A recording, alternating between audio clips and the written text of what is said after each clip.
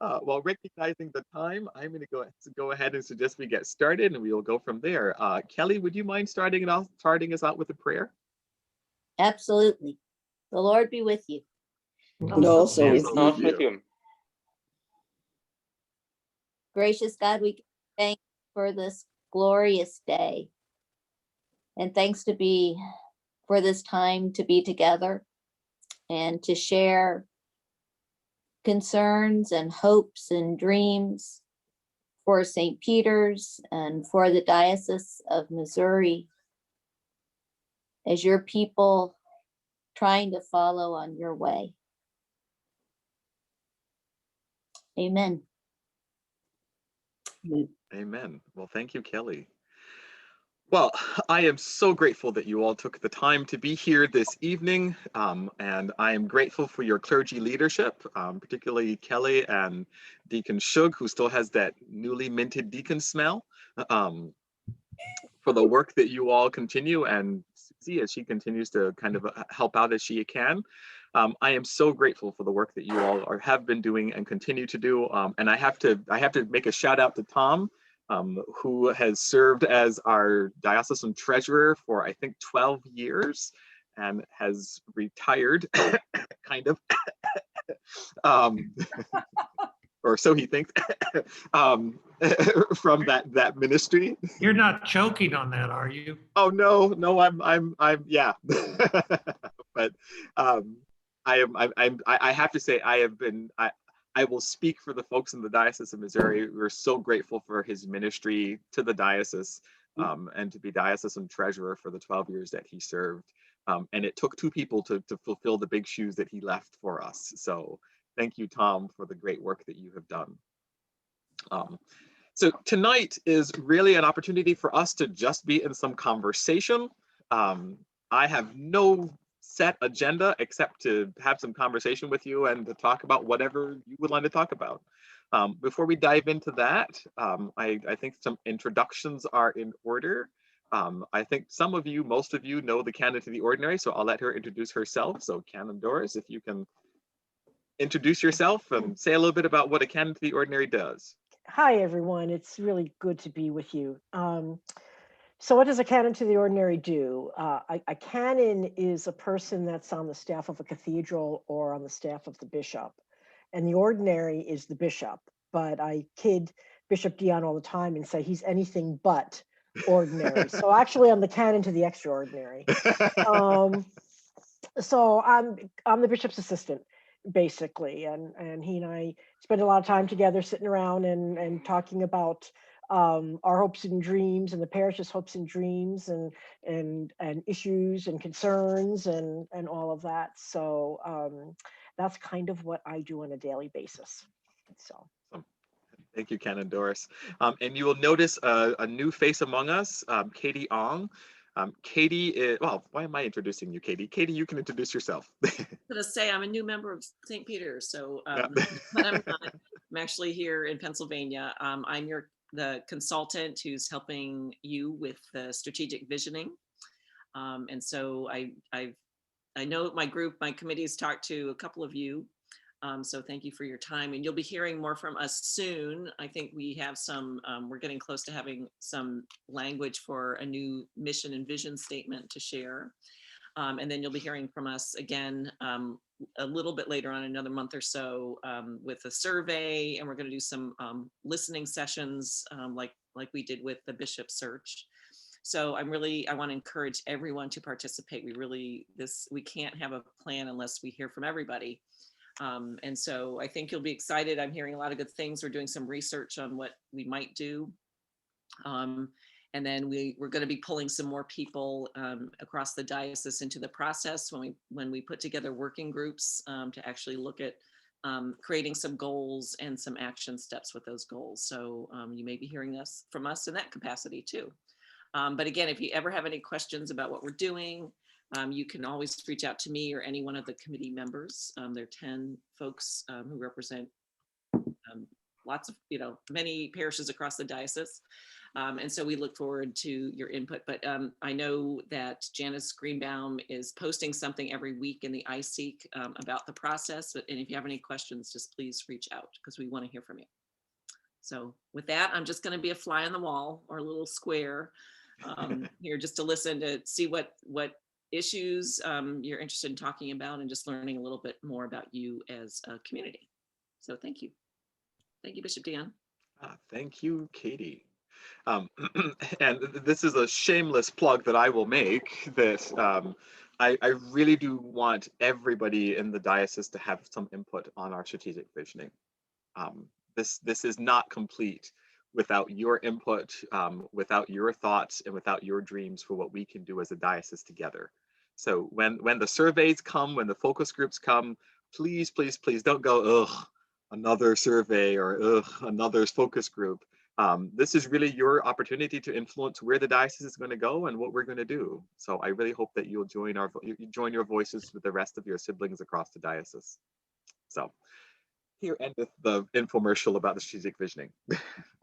And so, as I said at the beginning, this is an opportunity for us to just be in conversation, to talk about some of the things that you want to talk about. Canon Doris and I had planned on Doris and Deon's excellent adventure across the diocese, but pandemic happened, and so we have taken this to being an online thing, virtual. And I think we have done, Doris, we've done pretty much every congregation in the diocese almost. So we're making lots of progress and figuring out how we will continue to do this. And I can tell you that there is lots of excitement, lots of energy across our diocese, even in the midst of this time of pandemic. And so, as I said, this is your time. And so I welcome your questions. I can see almost all the squares on my screen. So if you wave or use the raise hand function, I can call on you and invite you to unmute to ask a question. And I think the first one I saw was Jerry Willie. So I will ask you to unmute. There you go. My question is, you published a long list of books and things to do for anti-racism, and I copied that, but I don't know where I got it from, and people keep asking me, where did you get that? And so what's the simplest way to get that?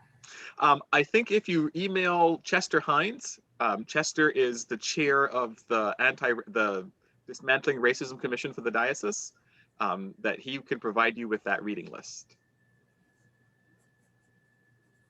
Well, I've got it. I just wanted to refer other people. Yep. So Chester Hines and the folks from the Dismantling Racism Commission. Okay. Thank you. Nikki Jansen. I don't have a question. I was trying to fiddle with the thing. I have come to learn tonight. Anything and everything that's going on. That's all. Awesome. Okay. Learning is always good. Chris Knight. Hi, I just wanted to add one bit to what Canon Doris does for the diocese.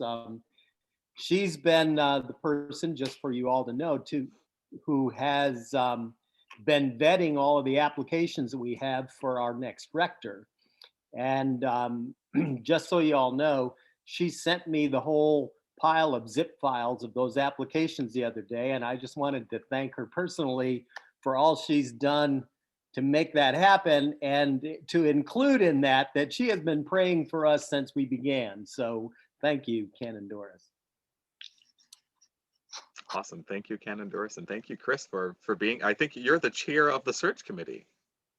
So thank you for taking on that awesome work. Other questions? Dudley Grove, I think. Oh, you have to, there you are. I guess mine is a concern. I'm just looking for some guidance and some thought, or maybe just some feedback on what's happening.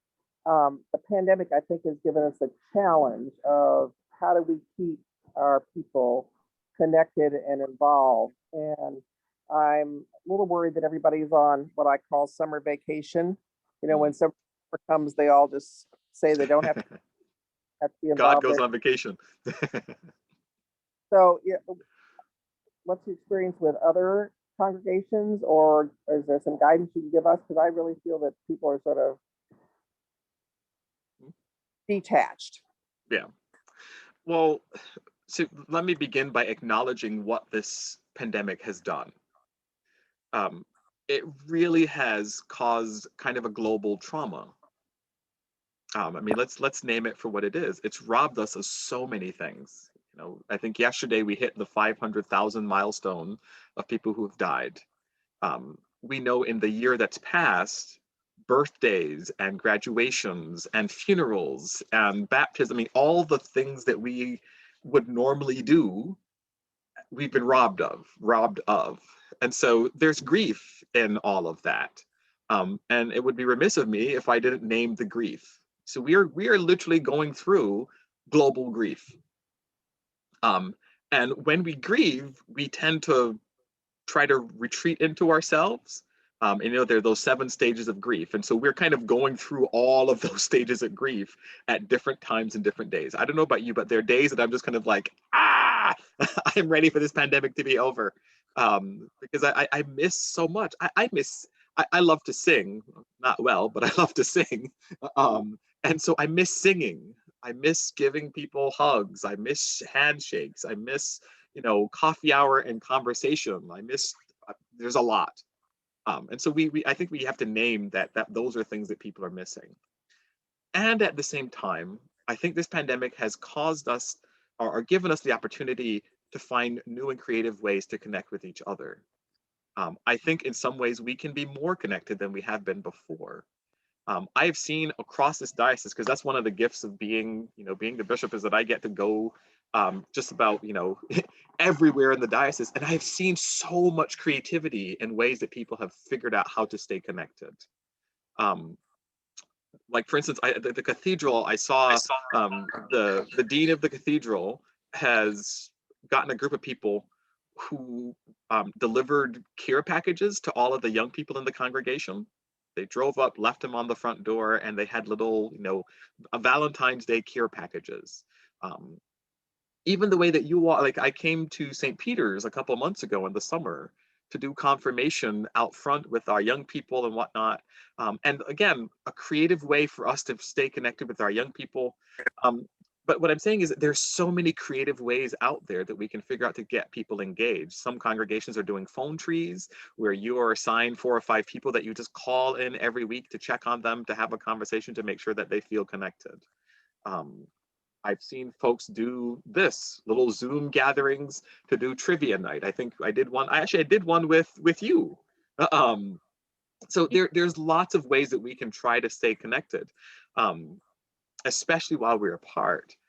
It's just a matter of us figuring out what works in the community that we are serving, because there's no one size fits all for this stuff. We all long for connection. We all long to be back in church to do some of the things that we've done. And what I've been saying is, one of the realities is when we're back in church, it's going to be different. We're not going to suddenly go back to how things were. I mean, even when we're back and even when we're able to gather and all that stuff, this pandemic time has fundamentally changed how we are the church and how we are connected. And I think that we're going to be able to get back at some point, but we also have to acknowledge that time of pandemic has been transformative for the church, and that it means that we're going to do things differently when we go forward. For instance, I don't think virtual presence in church is going to go away once the pandemic goes away. I mean, perfect example. At one of our congregations that I went for a visit, and the senior warden, I think she was 85-year-old, and she was yelling at me because she wanted to make sure that I wasn't going to stop them from live streaming when they go back to church. And I thought to myself, never did I ever think that in the Episcopal Church, an 85-year-old would be yelling at me about wanting to continue to live stream. God has a great sense of humor. But the reality is the church has changed, and we have changed, and we're going to move into what the next normal looks like. And that next normal is going to be different than, pre-March 2020. But it's figuring ways that we can maintain connection with each other. So what you're saying is that we should be figuring out now, because we don't know when this is going to end. Yeah. And figuring out now how we can do some of these small group things now, and whether programs or speakers. Yeah, I mean, inviting speakers, having Zoom Bible study, Zoom Lenten programs. I mean, these things, I don't think they're going to go away once the pandemic. I mean, think about this. Once upon a time, if you had a really bad snowstorm or an ice storm here, you'd have to close church. We can do a quick switch back to online, and people can still feel connected. So I think it requires us to be flexible. And it requires us to be able to think creatively about how we solve some of these problems. I think I just saw, Jean Davis. Hello, and thank you for giving us this time with you tonight. As you know, you probably know, I'm sure you do, that we are streaming our services at St. Peter's and having outdoor worship when it's above 40 degrees. And our reopening committee met this afternoon, and we have a question for you. We are wondering, do the COVID statistics in St. Louis County meet your criteria for reopening for indoor worship? So there was some guidance that came out, gosh, Doris, remind me, 2 weeks ago? Before Ash Wednesday. Yeah. So about 2 weeks ago, that allows for 20% of your maximum building capacity to be gathered in worship, for in-person worship, with the guidelines: masking, distance, contact tracing, the whole 9 yards. No singing except for like a soloist some way far away. So if you're and what we've done is we've put that on each congregation to make decision based on their context. In St. Louis County, we have seen more than a 14-day decline in hospitalizations. We've seen a 14-day decline in new cases. And we've seen that our number, the R10 that talks about the spread rate, is below 1. So we have the ideal conditions that we can begin gradually in regathering in person. Kind of like how we gradually went into this, I think we're going to gradually get out of it. So as those numbers continue, that 20% will go up to 30 or 40, and then we are going to gradually go back up to saying, okay, people are all vaccinated, you can gather. But for the time being, I'm inviting us to be cautious and going with 20% for the time being, because so far in the Diocese of Missouri, we have had 0 super spreader events, 0, none. And God willing, I would like to keep it that way. Yes. And I can't say that every diocese has that can say that. I know way too many dioceses that have had, a couple, including our Lutheran sisters and brothers, that have had some super spreader events, and we've had none. So I really want to keep it like that. Thank you. You're welcome. Other questions? Linda McKay. Talking about church maybe being different, how do you see communion to be possibly when we go back? Well, I don't think we're going to be having the wine with communion for a while. That's a sad reality, just because most of our chalices are made of hard, either metal or glass or something that is high for transmission. So the common cup is probably going to be not going to happen for a little bit. But the guidance that came out last September gave some pretty clear, here's how we do communion. It's generally the bread, it is just the bread, and congregations have picked different ways of how to distribute it. Some have put it in plastic containers that each person can receive or something like that. I am perfectly comfortable if the priest or the deacon or whoever is distributing the bread hand sanitizes right before the distribution and literally releases the host into the person's hand. They step off to the side, consume the bread, and put their mask back on and head back to their seats. That's been the practice that I have had for any of the diocesan events, that people could receive communion like that. If the priest or anyone else accidentally touches fingers or skin, hand sanitize and, keep going. But if you take a look on the diocesan website, there are some guidelines on how to distribute communion and all that stuff. But great question. Thank you, Linda. Kelly, I think I saw you waving. Well, during Sunday announcements, I have promised folks that I would follow up on a question I asked you during trivia night in the summer. Because at the time you hadn't yet. So I wanted to see, have you tried Emo's Pizza yet? I still have not. I have not brought myself to try Emo's Pizza just yet. Wise man. I would say don't bother. I keep driving by it. I keep seeing it. I've been saying to Giovanni, one of these days we're going to have to do it. And he just looks at me and goes like, yeah, no, we don't. No, you don't. No, you don't. No. But one of these days I will try it just to say I have. All right, you may be surprised. We shall see. Jimmy and then Jim. My question is about, so there's no one doing any single serve wine out there, or grape juice, or no? Okay, all right. Nope. So our theology is the common cup. When you gather, it's one chalice, and after that you can pour it into whatever container or something that you want. But our theology is the common cup, and some of these pre-packaged things that you can buy that Almi and some other places are offering, for me, is not in keeping with our theology. We are one body, and the intention is that we all share from one plate together, one cup together. And then those little individual things go against who we say we are.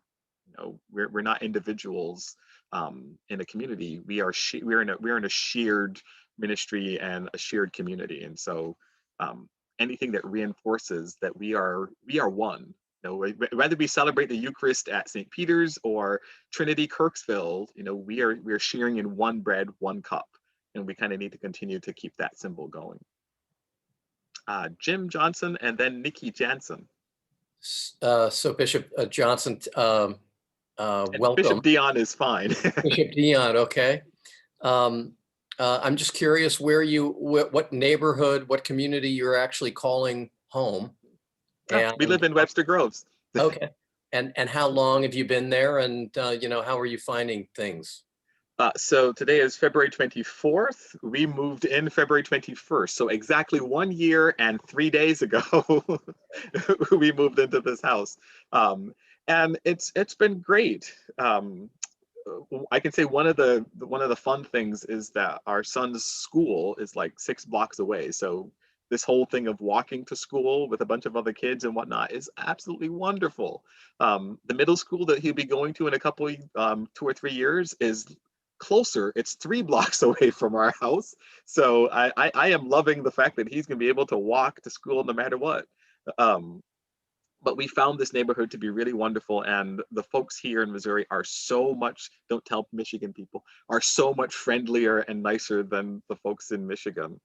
We have like the most amazing neighbors right now. So I am not complaining. Tell me, since you have not tried Emo's, what is your favorite takeout in Webster Groves? Well, there is this Thai restaurant that is off of Watson Road, heading west, and I'm going to blank on the name right now, but it is like the best Thai food I have had, period. So we tend to, that's our go-to, what do we want to eat tonight? If nobody feels like cooking, Thai food is it. But great question. Thank you, Jim. Nikki. Oh, you got to unmute. Oh, you're still muted. Okay. Just to go back to the wine situation, I'm totally ignorant. Do we start out with bottles or flagons, or somebody in the background's brewing their own? where does our wine come from? I mean, if it's a bottle that's opened, could we not have like the little miniature medicine containers that people swig down 2 M's of, and it could all come from the same bottle, which would make it a joint thing, would it not? Yes and no. So yes, because it's all from the same bottle, it is the same wine. But what our theology in the Episcopal Church is that we're all one from that altar.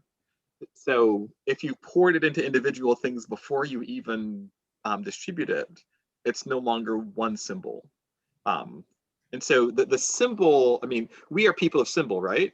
Right. You know, when you think about who we are as Episcopalians, we have lots of symbols. You know, the cross in procession is something that we do that some of our other siblings in different denominations don't do. And we have all kinds of symbols. You know, the stole that the priest wear is a symbol of their office and their authority. And so we love, as Episcopalians, we love symbols. Okay. And so the symbol of having the bread and the wine on the table, on the altar together, is a symbol of our unity. And I love prayer C. I know some people don't, but I love prayer C because it always says that help us not to come for solace only, but for strength. And I love that phrase, that not just for solace only, but for strength. And so we gather at the table together as one people. And the thing that is consecrated on that altar isn't just the bread and the wine, it's the community gathered as well. We're consecrated to be one community, sharing in the one bread and the one cup. Okay, give in. You win. Thank you. I love, as you can tell, I love theological questions. So I just bring got it on. visions of a decanter, which is the one thing, and from it is poured the individual ones. It makes health sense to me. Yeah. That's all. Well, and for now, I've asked the diocese to not share the wine for now, until we're at a place where we have enough people who are vaccinated and we're past this. And so once we're past this, you know, sharing the cup and recognizing that there's some people who are just not going to feel comfortable. I mean, I know some people who were squeamish about drinking from a cup before. Forget having COVID.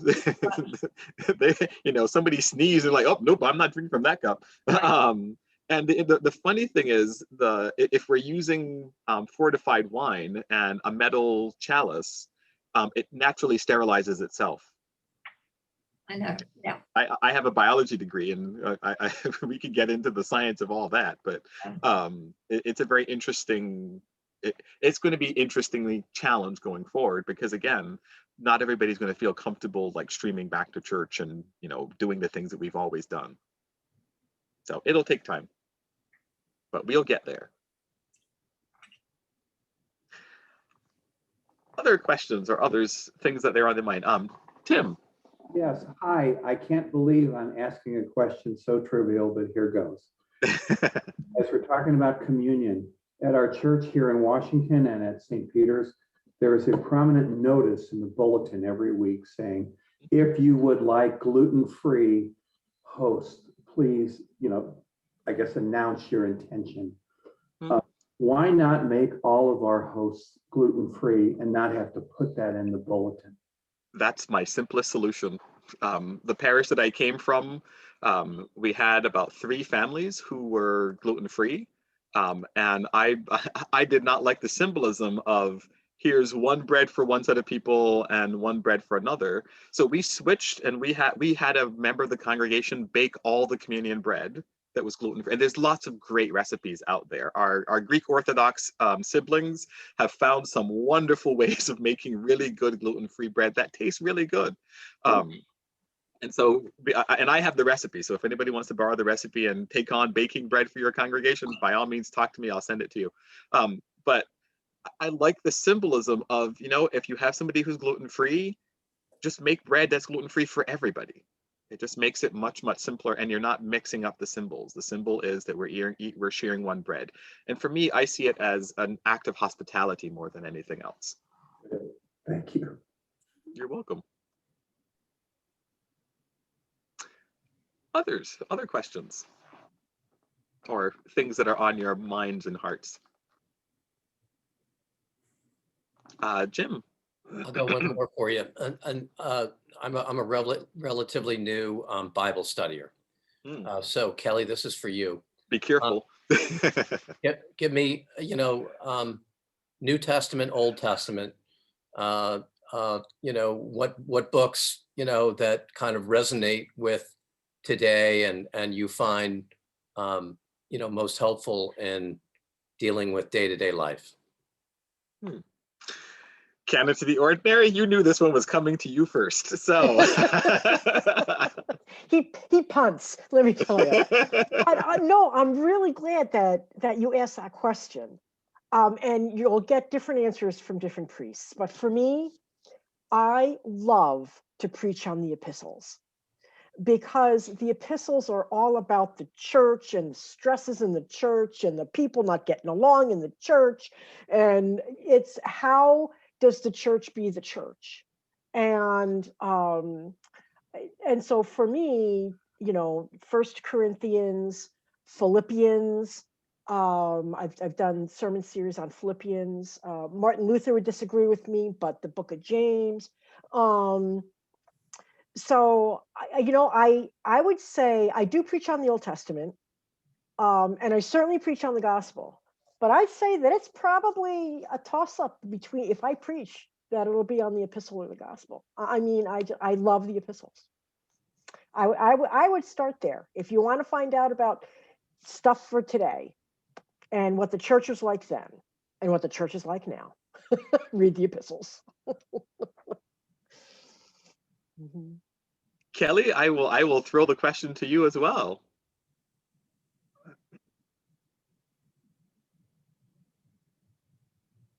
Well, we just started the book of Deuteronomy in our Zoom Bible study last Friday. But we had finished the 3 John epistles and the Peter epistles. So we had quite a dose of what happens in congregations and communities and who has the truth and who doesn't have the truth. All kinds of great arguments. But we tend to go back and forth between, we do a little New Testament and a little Old Testament just to keep it interesting. Awesome. Well, thank you, Kelly. For me, the ones I think that speak to this current moment, there are 2 go-tos for me in the Old Testament. The book of Job, as my son would call it, the book of Job. I love Job. It sounds weird, but I do. I love Job because Job is real. Here he is. He loses his family. He loses his farm. He loses his flocks. He loses everything. And Job has the worst friends. He should have gotten rid of those friends a long time ago. But these friends show up and tell him, well, Job, just curse God and die. That's the best thing that you can do. I'm like, what kind of friendly advice is that? But Job is going through, and all throughout it, he is just faithful. And then at the end of the book, God shows up and God says to him, who do you think you are? I made the planets and the stars. I made the whale. I made, the 4-legged, the 4-toed sloth and the platypus and some other weird things like mosquitoes. But God says to him, look, my plans are far greater than anything that you could ever imagine. It's like, don't worry about all the things that you have lost. I will give you that and more. And it's a great book about what do you do in the midst of suffering. You continue to be faithful even in the midst of suffering. I don't think Job's book is about misery. I really think it's about how do we remain faithful to a God who has sustained us even in the hard times. The other one that I go to for me are the Psalms. The Psalms to me it's all the feelings all the time. So, if you're feeling sad, Out of Psalm 130, out of the depth have I cried unto you, O God, Lord, hear my cry. That's the sad psalm. When things are going not so great and you want to figure out what's going, 121, I lift up my eyes unto the hills, from whence cometh my help. My help comes from the Lord, the maker of heaven and earth.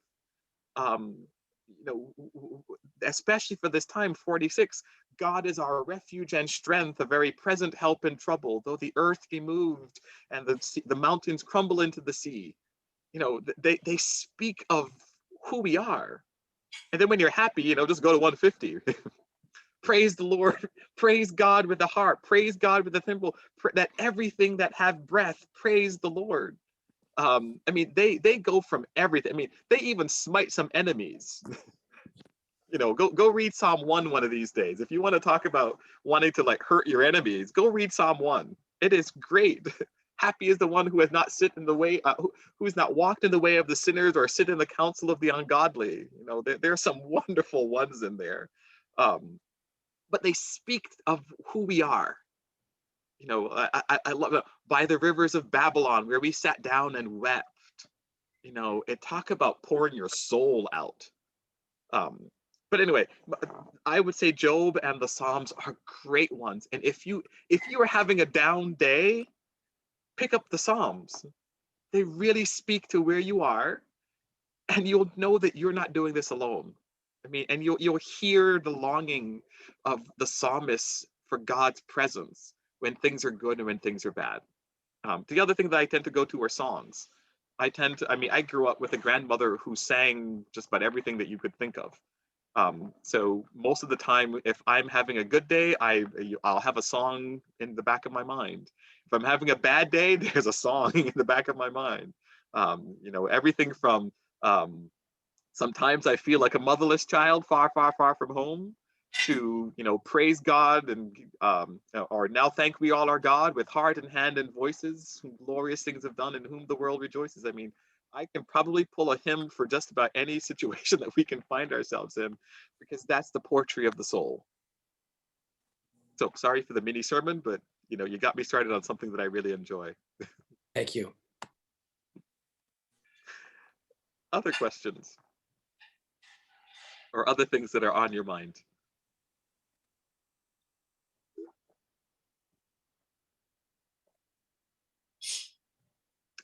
Janet and then Shug.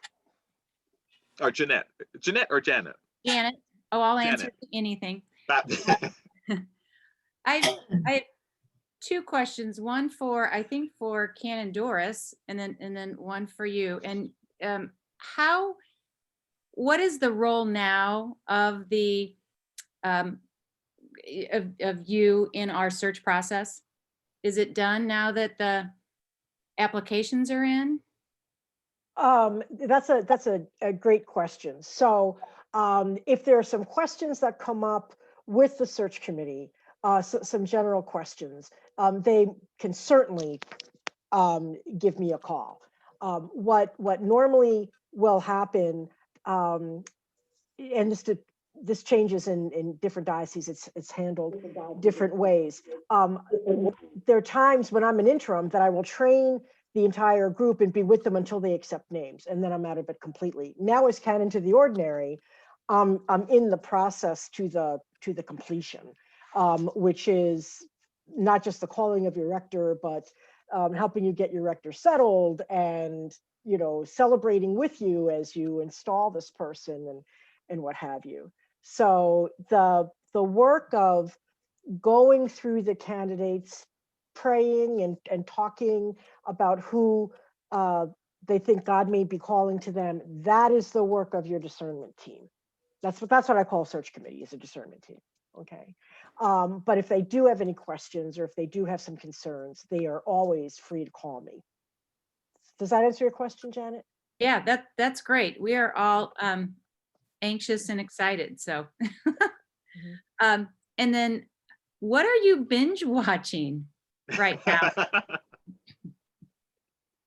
Bishop Deon or Canon Doris? Oh, I'll let Doris go first. Okay. Well, we've been binging on a new series on Netflix called Blown Away, which is a glass blowing competition. And they just finished their second season, and it is amazing. It is just amazing.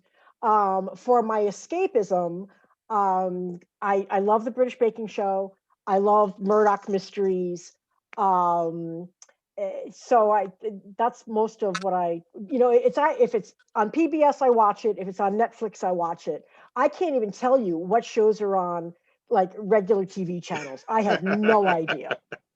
Okay.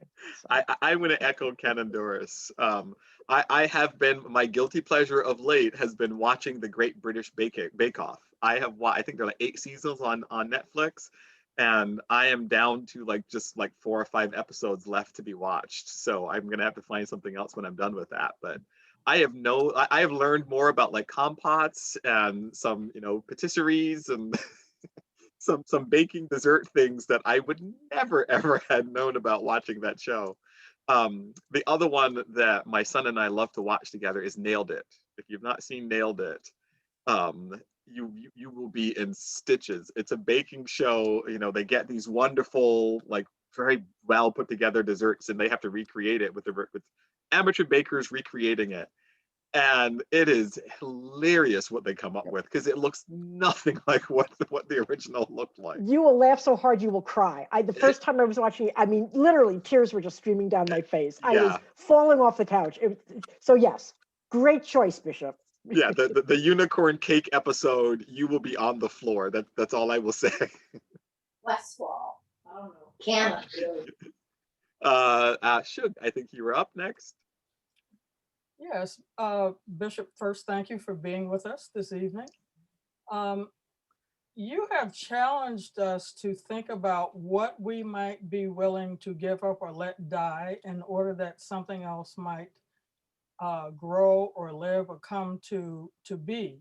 Mm-hmm. And I've been thinking about that for several months, and then the thought occurred to me, does he mean parish by parish, or does he mean as a diocese, or both? So could you speak to that a little for us? Sure. The answer to your question is yes. The short answer is yes. I mean both in the parish and in the diocese as a whole. And let me do a little bit of clarifying. Something dying does not mean that it has to go away. Our attitudes are things sometimes that need to die. Our thinking are things that sometimes need to die in order for something new to happen. My challenge to you, St. Peter's, and all the rest of the diocese is, what are some of those things that we have held on to for so long that are no longer life-giving? What are those things that we might need to say, you know what, this worked for 10 years, for 20 years, for 15 years, but it doesn't speak to us anymore? Where are the places that we might need to let things go fallow? And I grew up on a mini farm, so forgive me if I use some farming imagery. What might we need to let go fallow? To go back to bushes and nettles and all that stuff, so that we can clear it away eventually and put something new can grow there. If you've ever planted a garden or something, you know that if you keep pulling from the soil, eventually the soil stops, and you got to just let it go back to go fallow. It just goes back to being weeds and all that stuff for a while, so the nutrients and everything can be restored. I think the church is a lot like that. We can keep trying to plow the same field and planting the same crops, and after a while we kind of have to just let it be, so that God can kind of inspire us as to what that field wants to be. And I think as a whole diocese, as individual congregations, I think those are questions that we must ask ourselves in the midst of this pandemic. Never waste a good crisis. This is a great opportunity for us to start planting some seeds of what we want. What do we want the church to look like when we go back? I've been hearing a lot in Canon Doris, about people wanting to grow the church and get new people in. And that's wonderful, but what does it look like? What are some of the things that we need to let go of? Jay Sidebotham has a great cartoon that kind of sums it up. If you've ever seen some of the cartoons that come up church publishing, Jay Sidebotham is the guy who draws them, and he has this great one of, it's like a panel of 3, and we want a church meeting This lady is standing there. She's like, we want the church to grow. We want new people and everything. And the next panel is this new couple sitting in the church, and they're sitting in her pew. And she's like, well, I wanted the church to grow, but I didn't want them to sit in my pew. And it's kind of like, come on now. But it's what are the things that are holding us back from being who we are? And what are those big, hairy, audacious dreams that we've always wanted the church to be, that we've always really wanted the church to be, that we can plant seeds and plan for now? I am convinced that more often than not, as church, we dream too small. And I will stick with that. I will say it again. I think often as the church, we dream too small. Our God is a God who does miraculous and extraordinary things with ordinary people. And if we keep dreaming small, we're going to achieve small. And so my big thing, especially with the strategic visioning, we got to dream big, because our God does big things. I mean, think of the resurrection. The resurrection was not small. I mean, go through any of the stuff in our scripture. God wasn't going, well, I'm going to kind of sort of raise part of Jesus. It's like, no, we're going to resurrect the whole thing. The people of Israel, well, I'm not content with just 10% getting out of Egypt. I'm going to take the whole people out of Egypt. God does big things. And I think God is calling us as the church to stop being timid in our proclamation and be bold. So, Bishop, it sounds like we might have to stop saying, but we've always done it that way. Those are the famous last words of a dying community. Yep. I will end this section by saying this.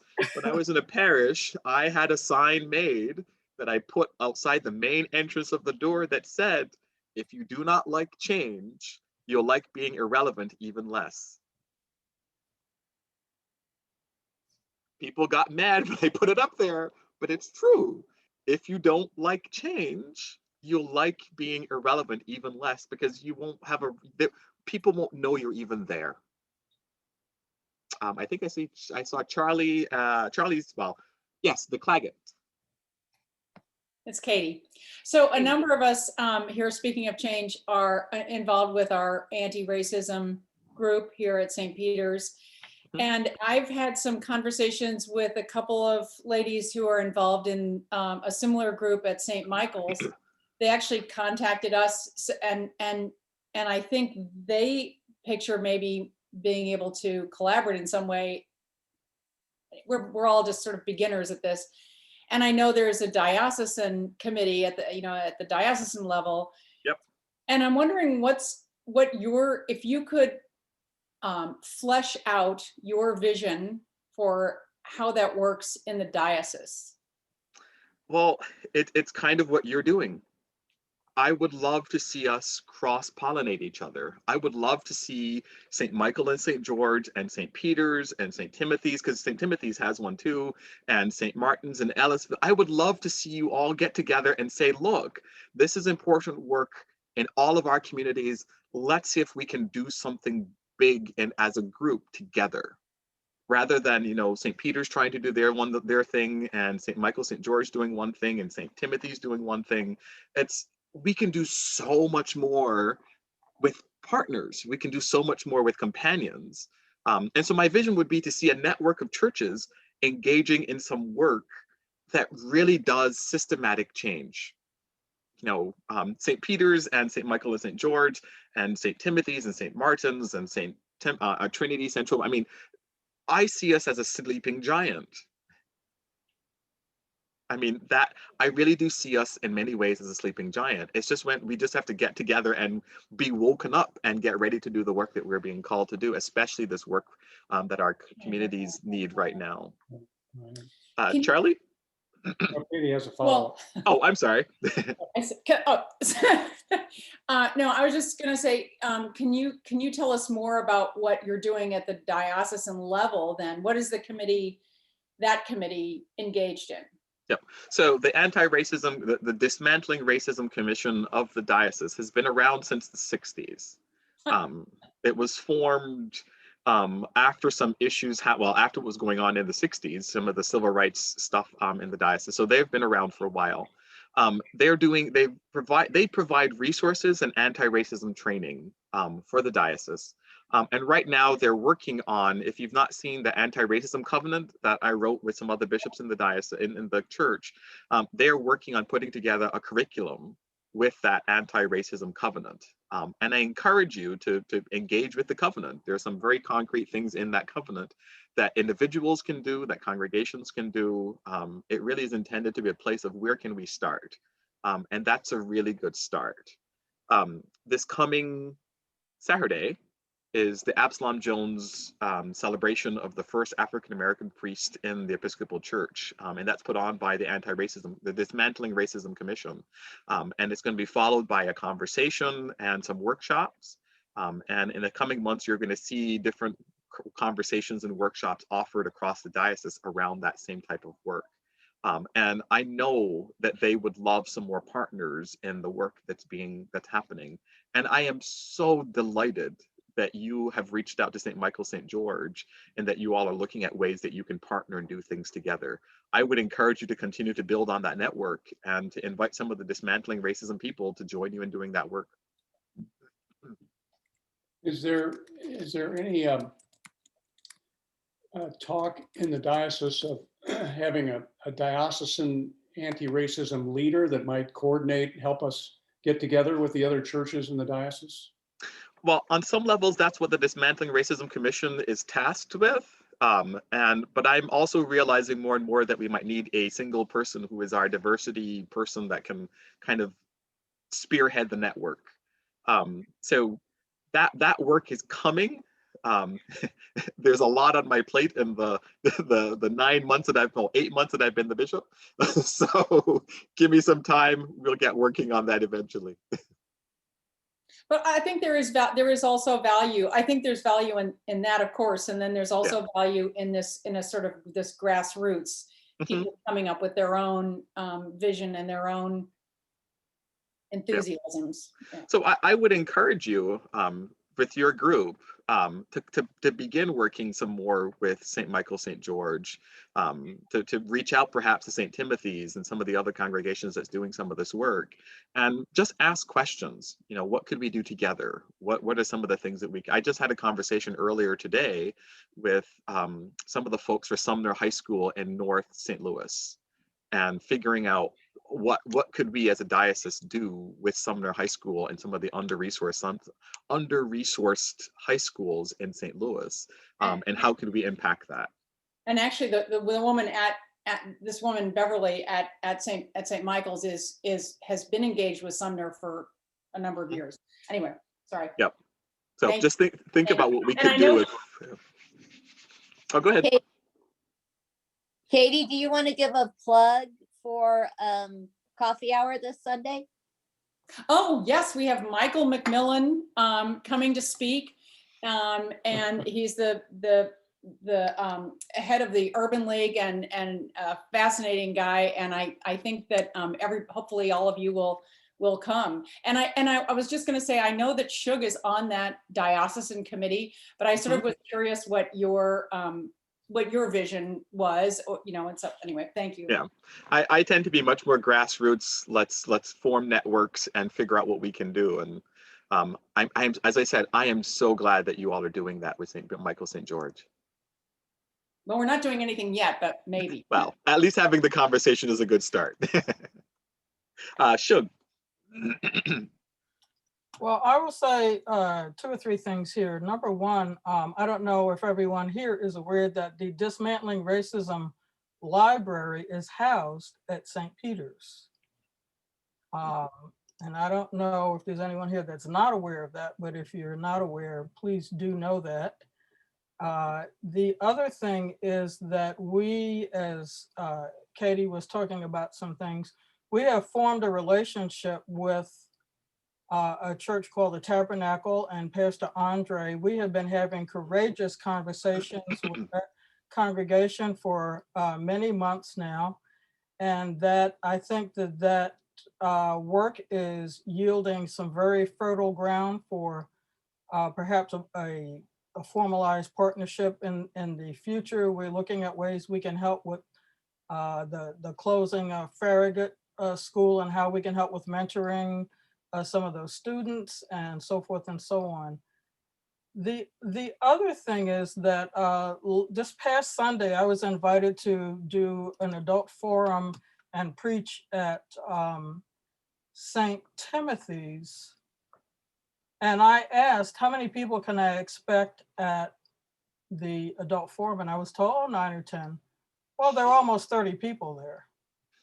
So I think that speaks to the level of interest and perhaps curiosity that some people have about this. And my chosen topic was spiritual care in the time of Black Lives Matter. Because I have found that there's a huge misunderstanding about what Black Lives Matter movement is all about. So there is a lot of interest out there, and I think that we, as the bishop said, just keep up doing that grassroots work and forming those relationships with other parishes, and even perhaps as we're doing at St. Peter's, churches outside of the diocese and outside of our particular, they're not Episcopalians. So yeah. Well, and now imagine if St. Peter's, St. Michael, St. George, St. Timothy's, Emmanuel, Webster Groves, St. Martin's, Ellisville, those are just 5 congregations that I know that are, not too far from each other, who all have dismantling racism or some variation of it as part of what they're doing now. Imagine if all 5 of you were networked together and decided that you're going to take on a project together or do some big work together. There's so much more that could be accomplished with those 5 congregations putting their resources together and saying, this is what we're going to jointly do, versus an individual congregation trying to do one little project here. As I said, we have to start dreaming bigger, and we have to start thinking of companions in our journey rather than us trying to do it on our own. Tim. I know we're wrapping up, Bishop. Thank you very much. I have a question about all of these endeavors. Do any of them include individual parishes trying to increase the diversity within their parishes? Mm-hmm.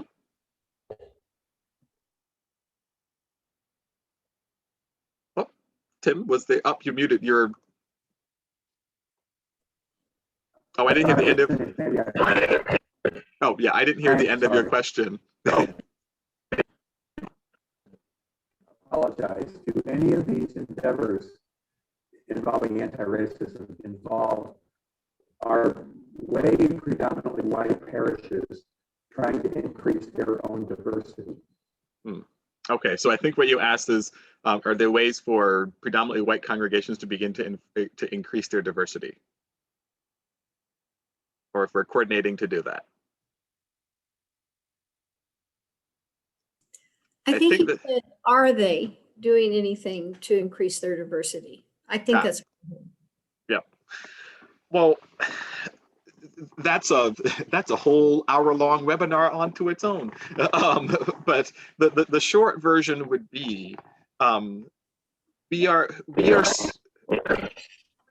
so much better when we are a diverse group, because we get diverse perspectives, we get different experiences, we get to see, think of a stained glass window. A stained glass window is beautiful because it has multiple colors and different ways of being that draws our eyes to it. And so diversity is always a good thing.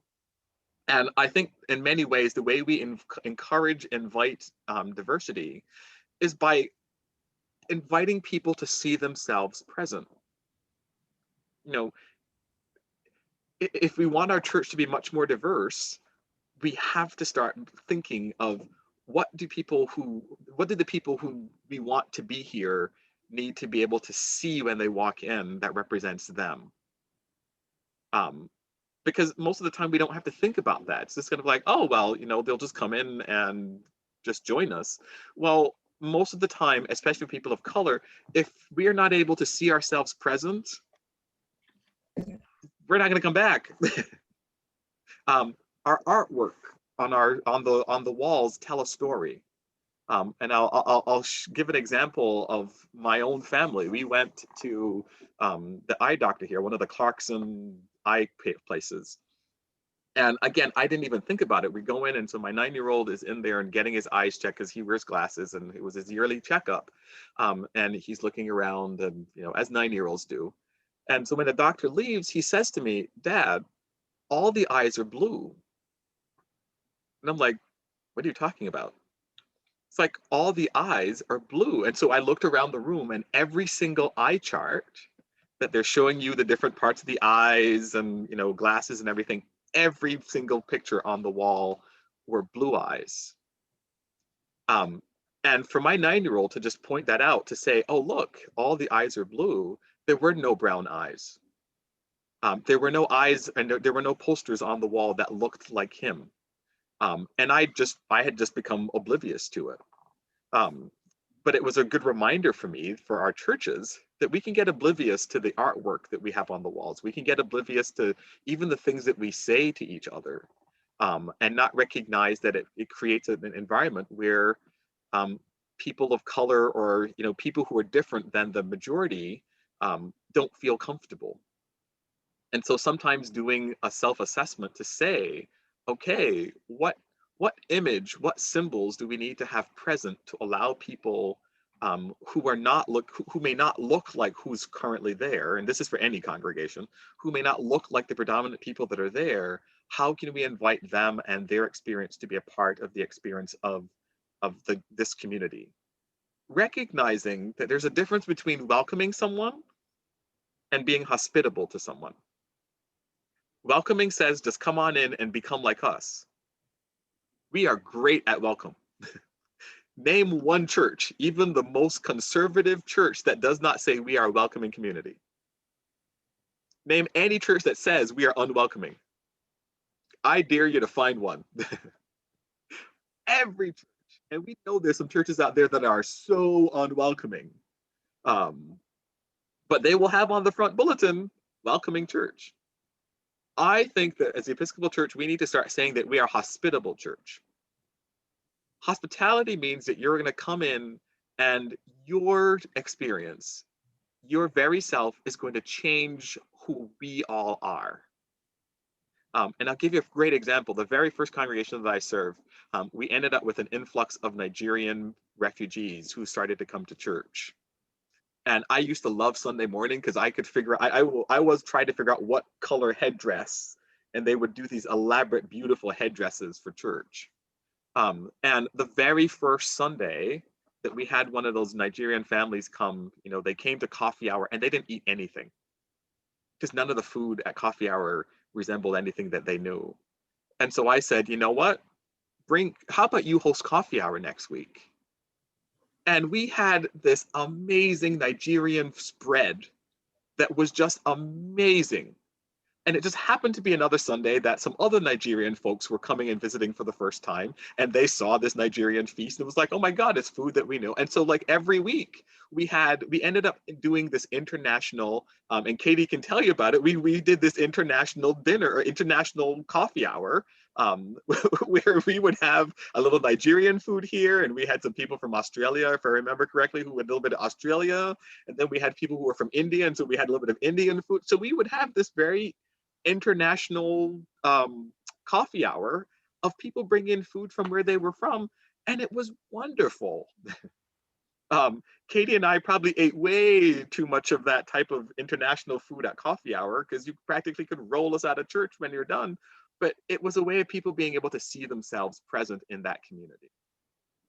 And so what I'm suggesting is, if we're looking to diversify the congregation, we have to ask ourselves, who's missing, number one? And how do they begin to see themselves present in this place? And how do we offer them hospitality that they feel comfortable enough to say, this is my spiritual home, and I feel comfortable here? Tim, did that kind of sort of answer your question? Jim, I think you get the final word. Thank you, Tim. I've got to run, and I just wanted to say thank you. Well, thank you. And I think we are over our time, but that's okay. Thank you all so very much for being here tonight. I am very much looking forward to when we can be in person together, and when I get to be with you. I think I'm with you, gosh, in June, sometime this year for another for 20th. visitation. June 20th, I think, is when I'm on your calendar. And God willing, and the creek don't roar, and the COVID-19 doesn't rise, we will be hopefully in person for that gathering. And so I really look forward to it. Please continue to be well, stay safe, wash your hands. The CDC says wear 2 masks, so wear 2 masks. Pray, I say pray and pray often. And I will look forward to the time when we can be together. So thank you again. God bless you and enjoy the rest of your evening. Thanks, Bishop Deon. Thanks, Doris. Thank you. Great to be with you, everybody. Good night, everyone. God bless. Mhm.